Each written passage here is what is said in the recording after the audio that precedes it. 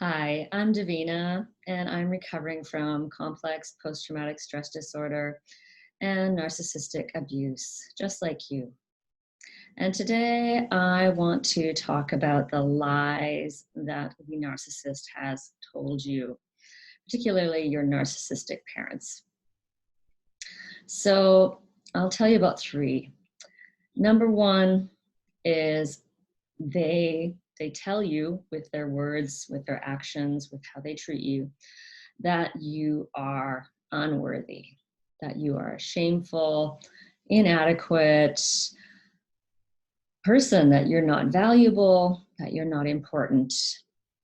And of course, what other conclusion would you come to as a child when someone is, ignoring you, abusing you verbally, physically, emotionally, psychologically? Of course, you're going to think that you're unworthy if someone is not respecting your boundaries. Of course, you're going to think that you are um, not important when someone is stonewalling you. Of course, you're going to think that you are not valuable when your feelings and your needs are not being attended to and not, they're just being disregarded. So these are all natural conclusions that you would have come to as a child because of the way that your parents treated you. So it's very important to know that these are lies, complete and utter lies.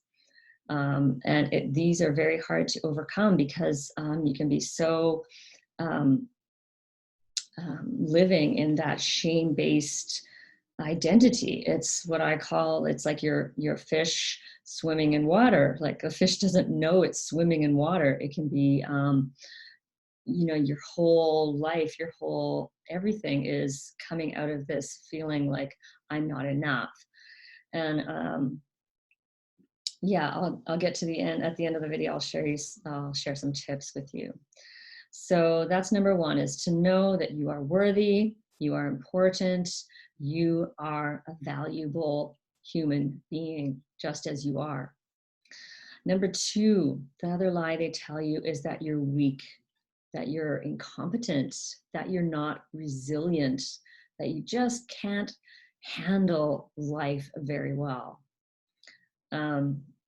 And this comes from their own, of course, it's a projection. They are, they're all just projections. All these lies are just projections. They of course don't really allow their feelings. They're not in touch with any of their feelings. They're not used to just like, oh, I could just sit with my feeling and let it flow through me. And then I'm, I go on with the, I can move through life and handle things and bounce back from things because I'm feeling my feelings, right? But they rob you of this ability, especially for highly sensitive people. It is so important that we are, as children, allowed to be with our feelings, and that someone is there for us, being that mirror and being that regulator for us, so that we can start to learn how to self-regulate our own emotions. And so without that, with parents who are just dismissing and denying your feelings, then you don't feel your feelings. And then, when you don't feel your feelings, how can you be resilient, right? Of course, you're not going to be resilient. Like if you're facing a loss of some sort, if you're, for example, your parents are divorcing and, you're not allowed to feel those feelings of grief and sadness and anger and fear, then then you're not going to be able to like move through that experience. You're just going to be, all those feelings are just going to be still in your body, right? And then then you become identified with your feeling like, I am sad or I am scared, and then And then again, like you start believing that you aren't resilient because things feel so difficult because you haven't been taught how to just let those feelings flow. So yeah, narcissists will, you know, they think their children are not resilient enough and I better toughen them up. Yeah, again, for highly sensitive people and empaths, that is like, you know, she needs to learn to like just, you know, keep going and, you know, so yeah, they'll think that they you know, have to change you or to fix you, that you're not coping well enough, you know, when really you cope really, really, really well. You're very, very resilient. And when you're able to feel those big emotions, like, wow, um, you can like, yeah, you handle change like amazingly well. So yeah, so don't fall for that lie. You are strong, you are capable, and you are very, very resilient. Um, so number 3 is the lie that you are not lovable. That's probably you know, it's so sad to feel like, you know, it comes from feeling not worthy, not, you know, if you're not feeling worthy, how do you feel like you're lovable, right? You just feel like I have to fake things, I have to pretend, and I have to people please in order to be accepted here.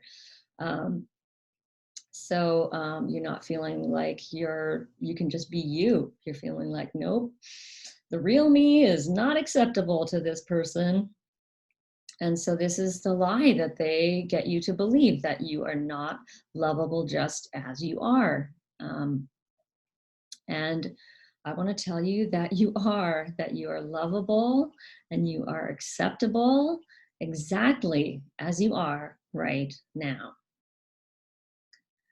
So those are the 3 big lies that they will tell you. And this is deep.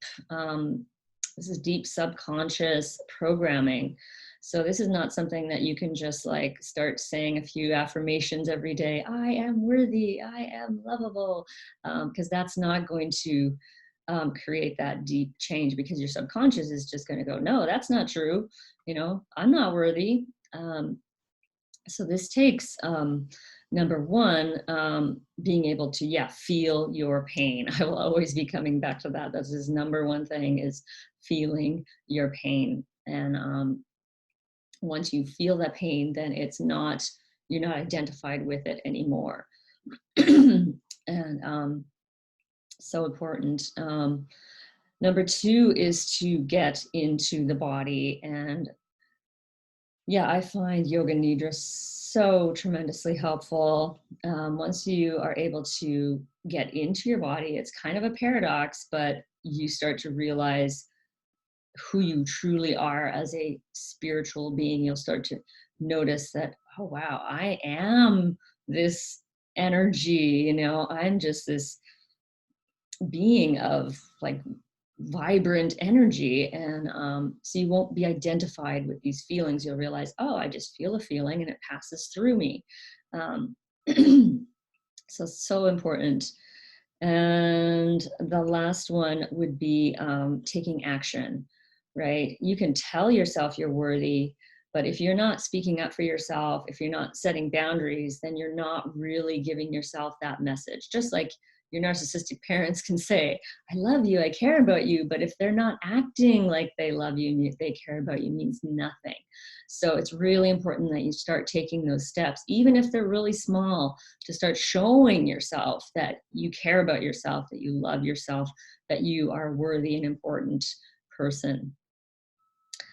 So I hope that was helpful for you in some way today. And I really want to acknowledge the work that you're doing and let you know that you are enough and you are capable and you are lovable. And I am Davina Shemaya, wishing you many, many blessings on your journey. And you can find me at Boldness Blooming. Thanks for watching.